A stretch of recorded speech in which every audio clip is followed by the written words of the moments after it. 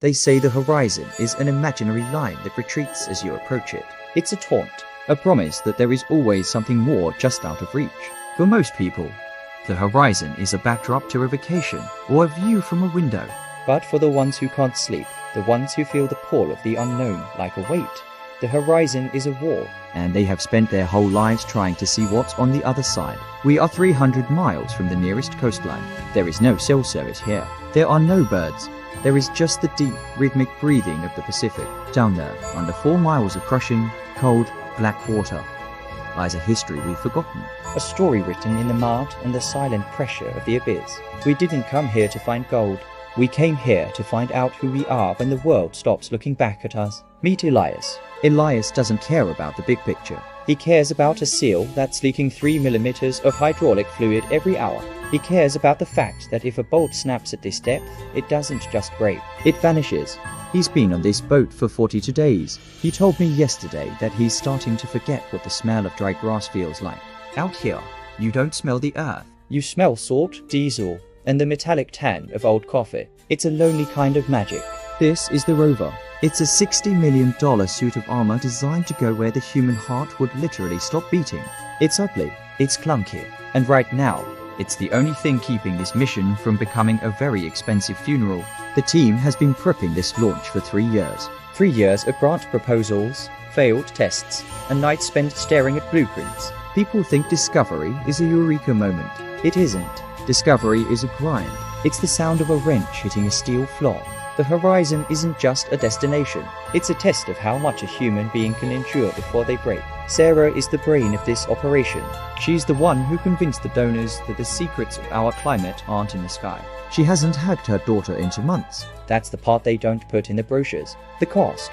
Is it worth it? Sarah thinks so. But some nights, when the storm swells are hitting the hull, you can see the doubt. This is it. The moment of commitment. Once that machine hits the water, there's no turning back. Launch. And just like that, the world of light is gone. We are entering the midnight zone. It's a place where time doesn't exist. There are no seasons here. No day or night. Just a permanent, freezing dark. At 5,000 feet, the weight of the water above is enough to crush a car into the size of a soda can. Look at this. This is called marine snow. It's the debris of life from above. Bits of plants, tiny shells, waste. Sarah believes the evidence of a prehistoric cataclysm is buried right here, in this silence. Elias is back in the control room, his hands shaking slightly on the joysticks. He has to navigate a mountain range no human has mapped. There, a shadow, something that doesn't look like a rock, something with a straight edge. Nature doesn't usually do straight edges. The dust clears, and for the first time in 10,000 years, something catches the light. It shouldn't be here. There are no trees at the bottom of the ocean. Wood, shaped by tools, burned by fire. This isn't just a discovery, it's a ghost story. We haven't even finished meeting the people who lived here before us. The crew is silent. We are looking at the ruins of a civilization that thought it would last forever, just like we do. But the ocean isn't done with us. A storm is moving in from the west. A big one. The captain is looking at the radar. He's doing the math in his head, and the math isn't looking good. But Sarah isn't moving. She's watching the rover's arm reach out to grab a sample of that ancient wood. 1 minute. A cable snapped on a secondary winch. Elias is screaming into the comms. The rover is swinging wildly down there. It's the choice every explorer eventually has to make. The prize, or the people. Bring it home, she whispers. Abort the sample. Just get the rover up. We are leaving the ghost behind, but we aren't leaving empty-handed. We have the footage. We have the coordinates. As the ship battles the waves, we realize that we aren't the masters of this world. We're just the latest guests. We went looking for answers, and we found 1,000 more questions. The water remembers everything. The horizon is still there, but it looks different now. It looks like a warning. We'll wait for the storm to break. We'll fix the machines, and then we go back down. Because the story isn't finished. The ocean has a way of apologizing. After a night of trying to tear the ship apart, it wakes up smooth as a sheet of glass. It's a peace offering, or maybe it's just indifference. Sarah didn't sleep. Most of the crew didn't. When you've seen a ghost, you don't just close your eyes and drift off. You sit in the dark and you wonder if you've gone crazy. She's holding a tablet. On the screen, she's looping the footage from the rover's camera. over and over. The straight edge of the wood, the charring, the way the mud seemed to flow around it like a shroud. It's not just a ruin, it's a crime scene. Elias is a man of gears and grease. He likes things that have a logic to them. If a motor fails, there is a reason. If a bolt shears, there is a physics to it. But there is no physics for what they found. He keeps looking at the depth readings. 10,000 feet, 12,000. No one lived at 12,000 feet. Not then, not ever. Unless the world wasn't always shaped like this.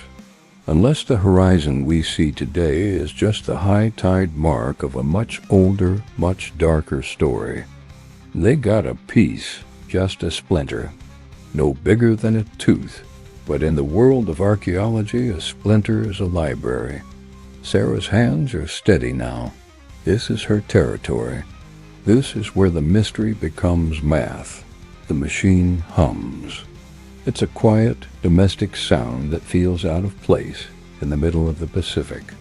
We're waiting for a number, a date, a moment in time when this wood was alive, when it was part of a tree that felt the sun and sheltered birds. The screen flickers.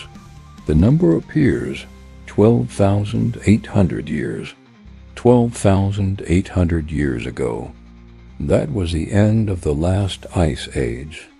That was the Younger Dryas, a time when the world caught fire and then froze solid. Sarah is looking at the wood, and she realizes the answer is much simpler.